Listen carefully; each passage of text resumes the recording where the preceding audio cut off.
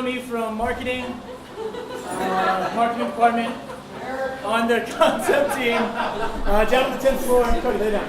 I'm going to tell you how we're going to win over the world by giving Tibetans their own nation in not one, not two, but 3 easy steps. If you don't know what Tibet is, that arrow was pointing to it. There was a recent survey that came out that said pretty much everybody hates America. Not everybody, but a lot of people. This study measured the influence, positive and negative, of people, countries around the world. USA was right in the middle. We're right above China, which seems confusing. South Korea, North Korea. We're like right in the middle. So why does everybody hate America? There's a variety of reasons, right? We're lazy. Rebecca Black is probably a good reason why. We're fat. Guantanamo Bay is probably a good reason. Vietnam, McDonald's. There's a variety of reasons to hate us, and I don't blame anybody for hating us, but I'd like to do something kind of about that. I was kind of made aware of this problem when traveling internationally a few years ago. A friend of mine from South Africa said, "Hey, when you're traveling, let's just keep it quiet about that whole America thing." And I was like, "What are you talking about?" He's like, "Everybody hates America." He's like, "Just say you're from Canada," I think is how you pronounce this country. Just say you're from Canada and everything will be cool. So we traveled internationally. Whitney and I went to very far northern India to the Himalayas. We took a motorcycle tour, went to the highest motorable pass of the world. It was really hard to breathe up there, but we couldn't do that on our own. We had a great local touring company that helped us ride around with us, and one of these guys was Karma. And Karma is a Tibetan refugee, and he's an incredible human being if you can't tell from looking at him. One of the guys we were traveling with said he's like the Tom Cruise of northern India. Like, he was literally like, he was riding his motorcycle and he looked so awesome on a motorcycle. We couldn't pull it off. He was literally born on the back of a motorcycle. And his strength, he's like 4 times as strong as a normal human. I've never seen a man so strong. And I was like, he just did crazy stuff at 17,000 feet, just running, and just would never be tired. Incredible human being, which made me interested in Tibetans and then the history of Tibet, which is actually, it's really, really sad. We're gonna hit a lull here in the presentation. So, 1949, China invades Tibet because they're like, we're gonna take this over. In 1959, Tibetans 10 years later were like, kind of tired of this. We're gonna rise up, but then 80,000 people got killed, Tibetans, and most of the rest of them fled to northern India, which is where we met Karma. In 66, China was like, hey, Tibetans, let's cut down that religion thing. 89, Tiananmen Square. And Tiananmen Square is kind of interesting because while it doesn't have a big relationship with Tibet, now there's Buddhist monks, Tibetan refugees, who go to Tiananmen Square to light themselves on fire in protest of the Chinese occupation of Tibet. Light themselves on fire. Like, literally light themselves on fire. And you're like, oh, it's just a couple people. No, it's 132 Tibetan monks, like Buddhist monks from Tibet.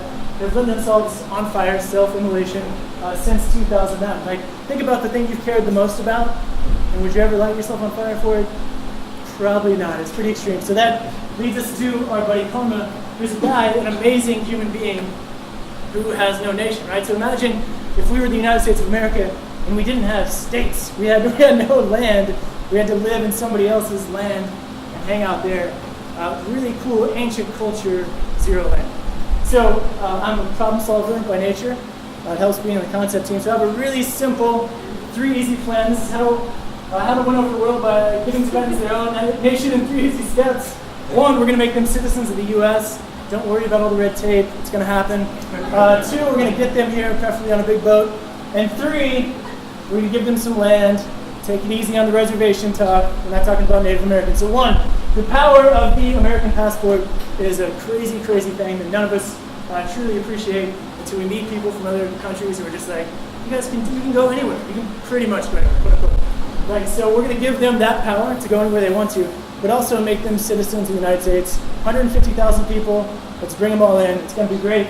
It's not unprecedented. Dianne Feinstein is working on a bill that's going through the House right now to give Tibetan refugees, 5,000 of them, visas to come to the United States and live here, which would be amazing. I'm just trying to up that number and make it not a visa necessarily, have them hang out long term.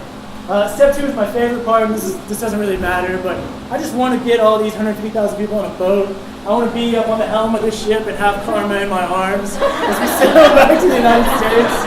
Like, not a super important part, but it would be emotionally good for me to have that part in there. And like, boats don't even go there, but whatever. And then the third step is land. I know a lot of you guys are like, land, like, haven't we done this before in the United States?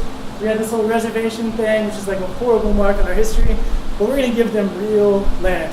And not just real land, we're going to give them the best land that we have.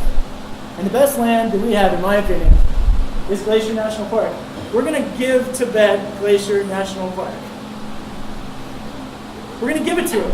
It's 1 million acres of the most beautiful land we have. We're going to give it to them in Montana. It's really close to its high altitude. It's cold there. It's going to be great. They're going to love it. They can do whatever the heck they want with it. It's theirs. And why? Because we can't run it anyways.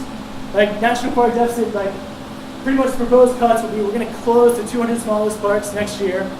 Well, let's just close Glacier, keep the 200 smallest parks that people mainly go to, and give that to Tibet and become a champion of the world and help 150,000 people. This plan is simple. It's really, really simple. It's going to be great. So there's the plan. Once again, to recap, we're going to give them a passport. They're going to be citizens. Don't worry about the red tape. It's going to be amazing. We're going to get them here in the big boat. I know it's a dream. We'll probably fly them over, but just stay with them, the boat thing. And then 3, we're going to give them the best that we have to offer. Not just give them some land here and there. We're going to give them the best land that we have available. And then what do we get out of this? We get 150,000 amazing humans that are 4 times as strong as any of us. So that's like 600,000, 1 mouse, right? And they really are the nicest, most genuine, incredible people. Whitney and I met tons of them. They're so great. And that's that.